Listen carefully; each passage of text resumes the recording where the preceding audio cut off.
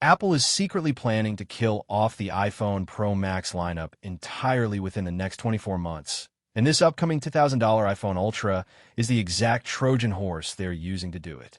If you're sitting there thinking you can just skip this upcoming September upgrade cycle and wait out the first-generation foldable defects, you're missing the massive supply chain chess move being orchestrated by TSMC and Foxconn right now.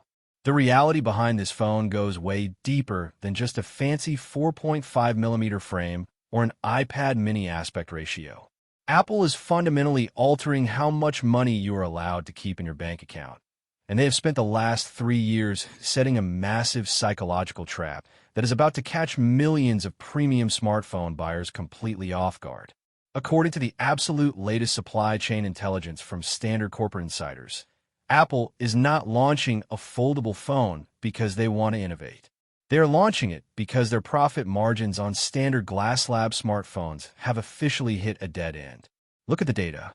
Everyone is holding onto their devices for 3 to 4 years now because an upgrade from a previous generation Pro Max to a current generation model feels virtually identical. This has created a massive financial emergency inside Cupertino. They need a device that makes your existing $1,000 phone look archaic the exact second it is pulled out of a pocket in public. That is why they are completely banning the word fold from their marketing. Calling it the iPhone Fold instantly targets it as a direct competitor to the Samsung Galaxy Z Fold or the Google Pixel Fold, forcing reviewers to run side-by-side durability tests on a mechanism that Apple knows is inherently vulnerable. By calling it the iPhone Ultra, they completely detach it from the foldable category and position it as a new tier of luxury elite hardware. But behind closed doors at Foxconn's manufacturing facilities, engineers are screaming about the structural, physical compromises required to hit that mind-blowing 4.5mm unfolded profile. Think about the mechanical engineering math here. The current thinnest device Apple sells is the 13-inch iPad Pro at 5.1mm. And that device does not have to survive being folded in half 50 times a day inside a tight pair of jeans. To prevent this $2,000 investment from snapping perfectly down the middle, Apple is using an incredibly experimental hybrid chassis. The load-bearing outer edges are constructed from high-grade titanium, while the interior plates are an ultra-lightweight aluminum alloy. But here is the massive hidden cost that no one else in the tech space is warning you about. Aluminum and titanium expand and contract at completely different rates when exposed to internal thermal heat. When you pair that physical reality with a brand new 2nm A20 processor pushing maximum graphics processing units, you are looking at an absolute hot potato of a device.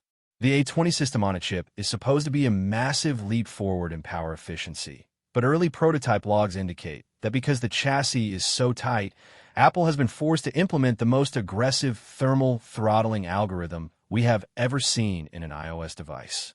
This means that while you are technically paying for the absolute fastest, most expensive 2nm silicon on the planet, the phone will actively slash its own performance by up to 40% after just 5 minutes of sustained multitasking or high-end rendering just to keep the flexible display adhesive from melting.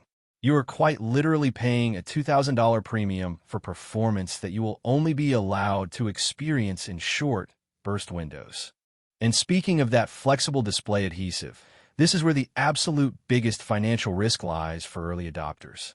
Apple is claiming that their new dual display hinge and elastic polymers completely erase the center crease.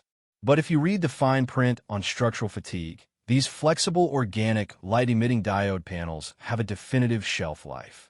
When you fold a display, you are physically stressing the microscopic pixels along a centralized axis. If you live in an environment with freezing winter temperatures, that adhesive stiffens. If you live in high humidity, it softens. One drop on a hard surface at the wrong angle won't just crack an external glass plate that costs a couple $100 to swap out at the Apple Store. It will instantly destroy the entire unified display matrix, turning your $2,000 flagship into a completely unresponsive piece of bricked aluminum. And because the internal component integration is so dense, out-of-warranty repair costs are rumored to start at an astronomical $1,100. If you do not buy the high-tier Apple Care Plus subscription, you're playing Russian roulette with your personal finances. But the downgrades do not stop at thermal limitations and repair liabilities. To achieve this impossible thickness, Apple had to completely gut the phone's biometric core. Face ID, as you know, it is entirely gone from the inner display. The true depth-sensing dot projector and infrared camera array physically cannot fit into a panel that is 4.5 millimeters thin without creating a massive, ugly notch that completely ruins the seamless 4x3 iPad mini viewing experience. So, Apple is retreating a full decade into the past and slapping a Touch ID fingerprint sensor directly into the power button on the upper edge. Think about the sheer frustration of that user experience. You open up your ultra-premium $2,000 hybrid device, expecting a seamless transition, and instead of just looking at your screen to unlock your secure banking apps or authenticate Apple Pay, you are forced to awkward reposition your hand to scan a physical finger on a tiny, narrow button. For a company that prides itself on seamless ecosystem intuition, this feels like an unforgivable step backward, disguised as a futuristic design victory. Then we have the camera system, which is going to absolutely alienate creators and mobile photographers. There is no telephoto lens. Let that sink in. You are paying double the price of a standard smartphone, and you are completely losing the ability to shoot high-quality optical zoom portraits or close-up video. The internal space is so restricted that a periscope glass prism setup is a physical impossibility. You are stuck with a standard wide and an ultra-wide sensor. To overcompensate for this massive hardware omission, Apple is aggressively keeping the mechanical camera control button on the lower edge. They literally carved out precious internal volume from an already starved chassis just to make sure you can swipe your finger to digital zoom into a cropped, grainy sensor image.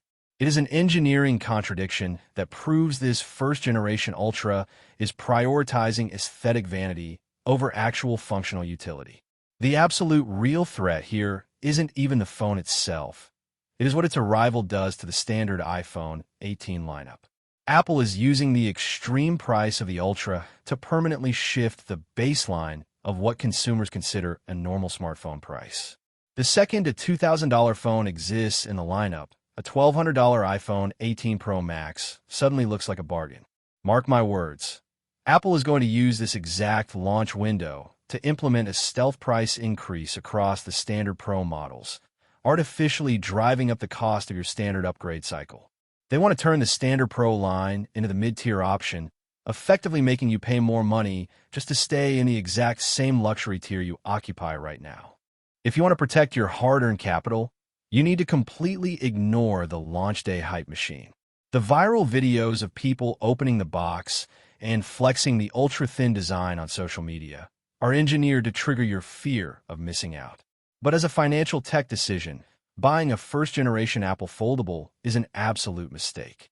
The application developers are not going to have their software properly scale for that unique 4x3 landscape aspect ratio for at least a year, meaning your favorite productivity apps will be plagued by massive black pillars.